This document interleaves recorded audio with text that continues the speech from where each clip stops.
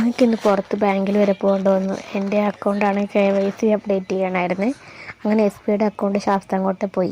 രാവിലത്തെ പണിയൊക്കെ കഴിഞ്ഞിട്ടാട്ടോ പോയത്. അവിടെ ചെന്നിട്ട് ഫോമെല്ലാം ഫില്ല് ചെയ്ത് കൊടുത്തു. അങ്ങനെ ഞങ്ങൾക്ക് 113 ടോക്കൺ കിട്ടിയത്.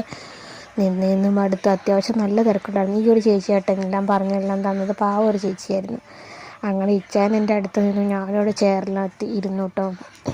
നിന്നും മടുത്തു. ഓരോ തവണ ആൾക്കാർ കൂടിയും കുറഞ്ഞും എല്ലാം പോരും. അങ്ങനത്തെ 94 ടോക്കണേ. ഗബ്രൂട്ടനെ ആണെങ്കിൽ പപ്പയുടെയും പിള്ളേരുടെ അടുത്താക്കിയിട്ടാണ് നമ്മൾ പോയത് കേട്ടോ. അതുകൊണ്ട് വീട്ടിലോട്ട് വരാൻ പറ്റുന്നു. അങ്ങനെ നോക്കി 100 അതിനുശേഷം കഴിഞ്ഞപ്പോൾ എനിക്ക് ഭയങ്കരമായിട്ട് തലവേദന എടുക്കുന്നുണ്ടായിരുന്നു കേട്ടോ. അതുകൊണ്ട് എനിക്ക് ഒരുമാതിരിയായിരുന്നു. കാരണം ഈ ഒരു ഭാഗത്തായിട്ട് എനിക്ക് ഭയങ്കര തലവേദന രാവിലെ ഉണ്ടായിരുന്നു. കഫക്കെട്ടിൻ്റെ ആണെന്ന് എനിക്ക് തോന്നുന്നത്.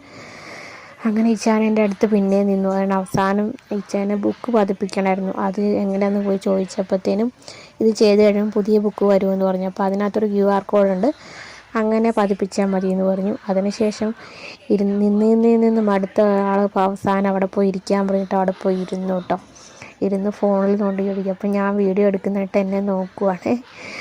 അങ്ങനെ പിന്നെ നോക്കിയപ്പോൾ 112. അങ്ങനെ ഏകദേശം നമ്മുടെ ടോക്കൺ അടുക്കാറായപ്പോഴത്തേന് ഇച്ചാൻ പതുക്കെ അടുത്തോട്ട് ചെന്നു കേട്ടോ. അപ്പോഴത്തേന് ഇച്ചിരി തിരക്കൊക്കെ കുറഞ്ഞിട്ടുണ്ടായിരുന്നേ. ഞാനവിടെ ചെയറിലിരിക്കുക, എന്നോട് അവിടെ ഇരുന്ന് ഇച്ചാൻ പോയി നോക്കിയിട്ട് വരാമെന്ന് പറഞ്ഞിട്ടുണ്ടായിരുന്നു.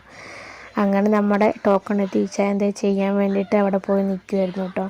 അവിടെ കൊടുത്തിട്ട് കുറച്ച് നേരം നിന്നപ്പോൾ അവർ ചെയ്തോളാമെന്ന് പറഞ്ഞു കേട്ടോ. അങ്ങനെ നമ്മൾ തിരിച്ചു പോന്നേ. അങ്ങനത്തെ ഞാൻ തന്നെത്താനെ ആ ഒരു ഭാഗത്ത് കയറാനും ഇറങ്ങാനും ഈ ഒരു ഭാഗം വന്നപ്പോൾ നടക്കാൻ എളുപ്പമുണ്ടായിരുന്നു. നല്ല അട്ടപ്പൊരി വെയിലായിരുന്നു കേട്ടോ. ഉച്ചയായപ്പോഴാണ് അങ്ങനെ ഒരു വിധത്തിൽ ഇതാണ്ട് സ്റ്റെപ്പല്ല ആ ഒരു റാമ്പ് ഇറങ്ങിയിട്ട് ഞാൻ തന്നെത്താനെ നടന്നു വരും കേട്ടോ. ഇപ്പോൾ തിരക്കൊക്കെ കുറഞ്ഞു. ഞങ്ങൾ ചെന്നപ്പോൾ അന്ന് ഭയങ്കര തിരക്കായിരുന്നു. അപ്പോൾ ഇന്നത്തെ വീഡിയോ ഇത്രേ ഉള്ളൂ. ബൈ.